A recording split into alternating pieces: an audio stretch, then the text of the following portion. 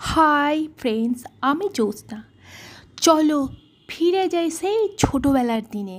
সেই ছোটোবেলার দিনে আমরা গাছ থেকে আম পেড়ে আম মাখা খেতাম, আর পাশের বাড়ি থেকে ছুটতে এসে লাঠি নিয়ে আমাদের তাড়াতো, সেই দাদু হোক, কাকু হোক, মামা হোক।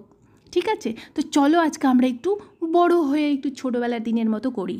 তো যদিও বা আমরা আম পাড়তে যাইনি, আমগুলো অফিসেই ছিল, ব্যারাকের চাটনি খাওয়ার আমগুলো আমরা দুই বান্ধবী মিলে বেশ করে ছুলে তারপরে আম মাখা করা শুরু করে দিলাম। পর সুন্দর করে পাতলা পাতলা করে কেটে নেওয়া হলো, তারপরে শুকনো লঙ্কার গুঁড়ো, লবণ দিয়ে চটকে তৈরি করা হলো আম মাখা, সাথে একটু দিয়ে দেওয়া হলো চিনি। তারপরে বসে গেলাম দুই বান্ধবী মিলে খেতে। তো বান্ধবী তো পুরো চোখ মেরে দিল আমাকে।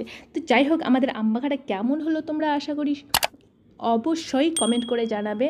ঠিক আছে, চলো, আমাকে আর আমি নিজেকে দেখালাম না, বান্ধবীকে দেখিয়েই ভিডিওটা এখানেই শেষ করলাম।